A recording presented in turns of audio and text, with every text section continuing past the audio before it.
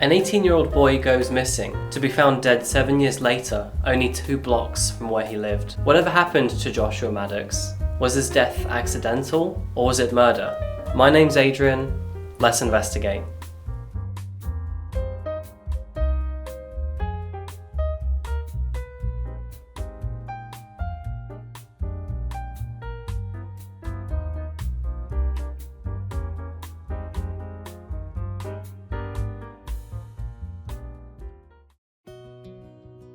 Joshua Maddux was born on March 9th, 1990. He grew up with his father, Michael, his brother, Zachary, and his 2 sisters, Ruth and Kate, in Woodland Park, Colorado. After being homeschooled for the first 2 years, Joshua Maddux enrolled into Woodland Park High School. He was a gifted, intelligent young man. He was creative, an artist, a writer, and a guitarist. He was really into his music, and he had good grades as a child. He had a great sense of humour and wit, and he had many close friends. He was also nicknamed Dois by his sisters, having a very loving personality. In 2006, his brother took his own life. Joshua was, of course, devastated along with the rest of his family.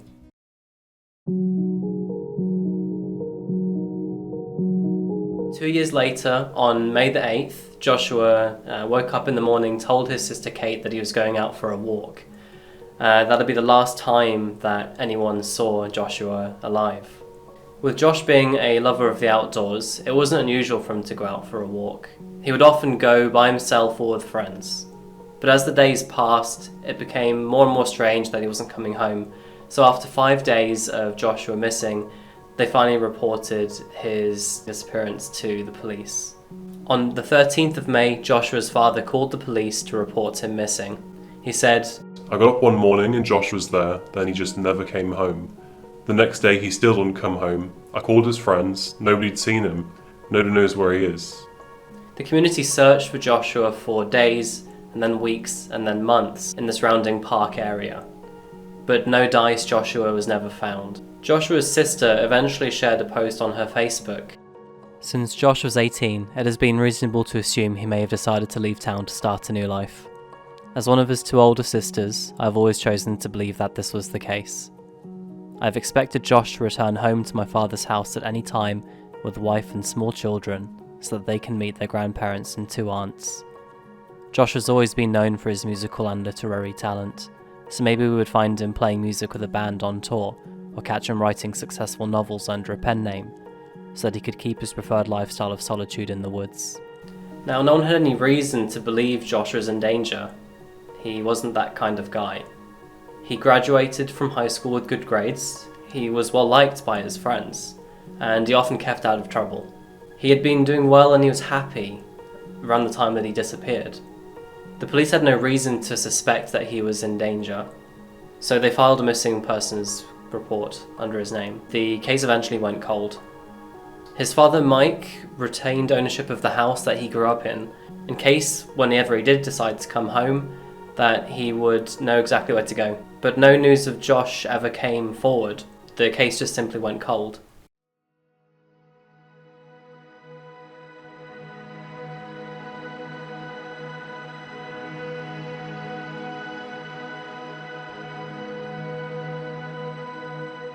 Fast forward 7 years, and on Friday the 12th of August 2015 at approximately 2:30 in the afternoon, police were called to a residence on Meadowlark Lane in Woodland Park, Colorado. A body had been found during the demolition of an old cabin. Murphy, a then 79-year-old president of Murphy Constructors, was tearing the property down to make way for a new wilderness development going on in the area, creating 32 single-family homes. Murphy's construction crew were in the middle of demolishing the cabin when they came across the unsightly discovery. They found the remains of a human body inside the chimney as they were peeling the chimney's steel casing away from the brickwork. The body was roughly 1 meter off the ground inside the chimney in a fetal position. Murphy said the knees of the body were above its head, but the legs had disjointed, so he believed it was a body that had been there for a long time. He also noted that one hand was covering the face. The body was found to be wearing a thermal shirt only. That was the only item of clothing. The body was naked from the waist down. So a bit of history on the cabin. The cabin used to belong to the Murphy family. It was bought by Chuck Murphy's parents in Woodland Park, and it used to be part of a homestead to the Thunderhead Ranch. The Thunderhead Ranch was somewhere where legal gambling and parties took place back in the wild days. But once the wild times had settled, the property was then officially bought by Murphy's parents, and Murphy's brother lived in the cabin for over 30 years. After that time, the property was then turned into a rental, and that lasted for a while until the property eventually became vacant for the next 10 or so years. The property would only be checked occasionally by Chuck Murphy, either for storage or to make sure that there were no squatters or anyone else living in the property unlawfully. Chuck Murphy recalled that The place was damp. It smelled like hell. There was raccoon poop all over the place. We really had no reason to go in there except to tear the building down. Eventually, dental records came back of the body, and the body was confirmed to belong to that of Joshua Maddux's. The cabin only a mile away from Josh Maddux's previous home. With these road images from Google Maps dating back to 2012, it's eerie to think that while these street images were taken, Joshua's body was just on the other side of that chimney wall. According to autopsy results, Joshua had no drugs in his system. He had no broken bones. He had no bullet wounds or knife wounds. Therefore, the coroner Al Bourne ruled that his death was accidental, most likely by falling down the chimney. He also stated that his death had not been instant and probably was due to something along the lines of hypothermia. So a sad but resolved case, right? Joshua was out exploring on the day that he disappeared. He was an adventurous type, so he took to the roof of the cabin, climbed into the chimney, tried to get into the property down the chimney, and accidentally slipped on the way and unfortunately died. Accidentally. You'd be forgiven for thinking this is what happened if these were the only details we knew, but there's a lot more. To start, the cabin's owner, Chuck, he had raised doubts about the coroner's theory, because years before he had installed rebar at the top of the chimney to prevent raccoons and other animals getting in to the cabin. This was only done about 12 to 15 years ago, so only a few years really before Joshua went missing. Murphy said, There's no way that guy crawled inside that chimney with that steel webbing. He didn't come down that chimney. Murphy is extremely experienced in the construction industry. He is very likely to know how long steel rebar lasts in a chimney, and there's also no reason that he would have lied about this.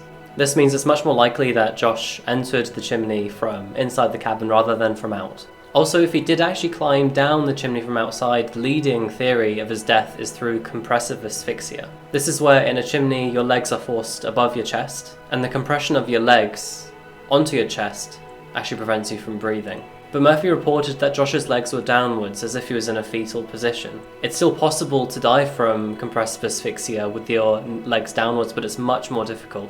He would have also had to enter the chimney head first. Next, when Joshua's body was found, it was found only wearing a thermal shirt. He wasn't wearing any other clothes, no socks, no shoes. And strangely enough, his clothes were found neatly folded inside the room of the fireplace. This indicates he was probably in the property at some point that day. And finally, Chuck Murphy noticed that the breakfast bar had been ripped away from the wall in the kitchen and placed alongside the fireplace, perhaps as if to conceal or block Joshua, or Joshua from being found. The plot is thickening. The case was reopened again, but unfortunately the case was concluded just the same as it initially had been: accidental.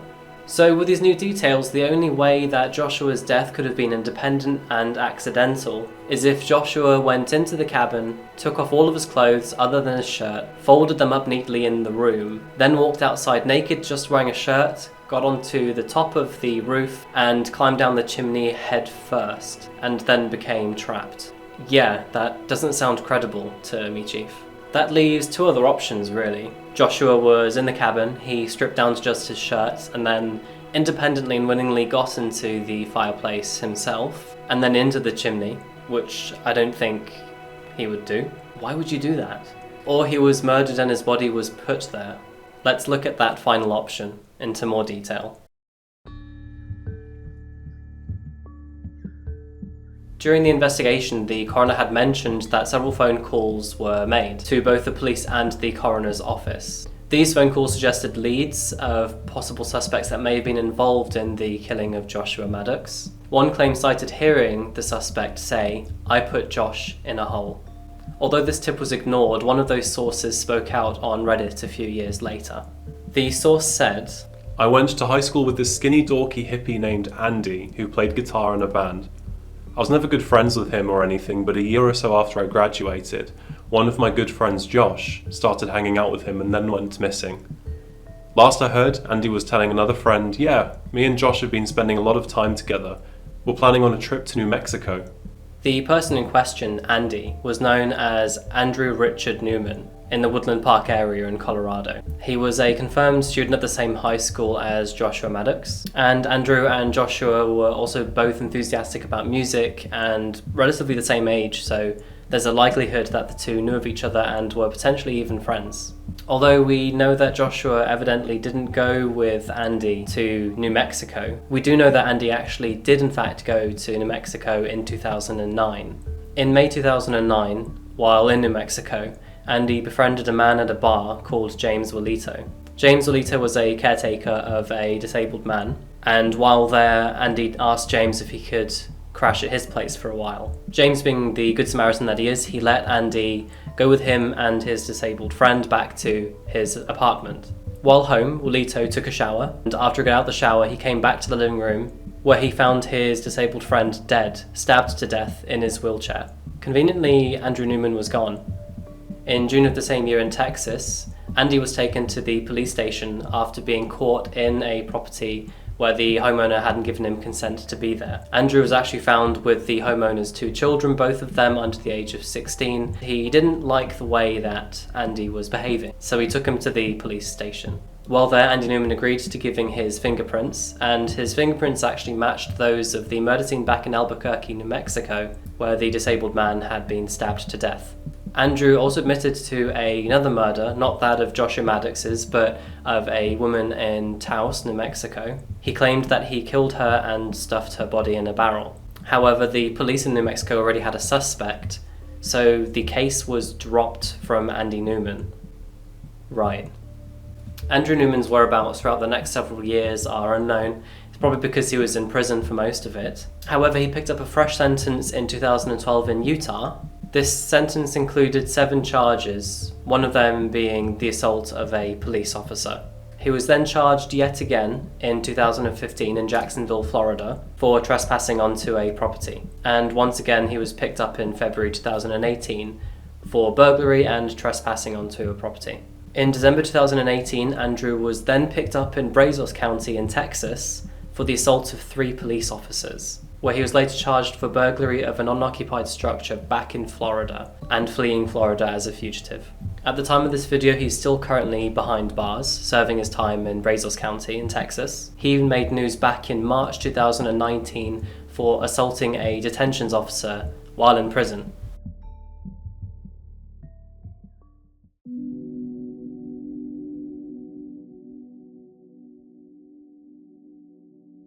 So, what's my theory on the Joshua Maddux case? Well, on May 8th, 2008, Joshua Maddux left his house. He told his sister he was going out for a walk and that he'd be back later. So it sounds like he did plan to return home.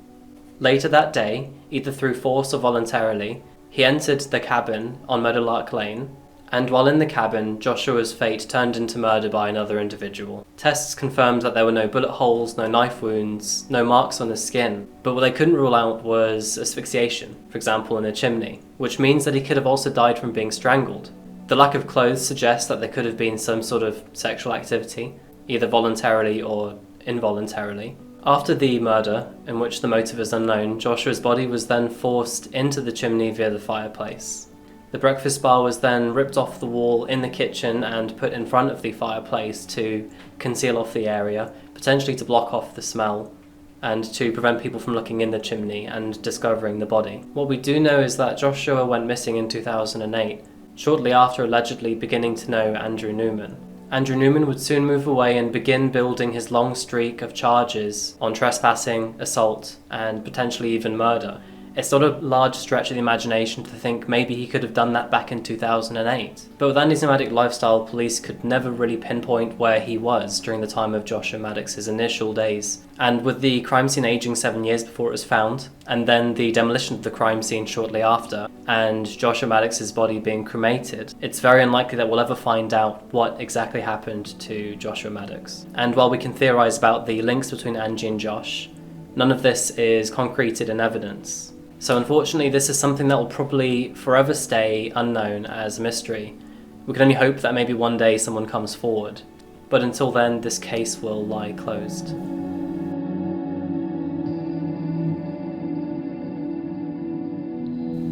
Hi there, and thank you for watching my video. If you enjoyed it, please do consider subscribing and liking the video. What do you think happened to Joshua Maddux? Do you think it was an accident? Do you think perhaps he was murdered? Do you think the murderer was actually Andrew Newman? All of these questions are something that you're probably aware a lot of people talk about online. I just wanted to give my opinion based on the information I've seen.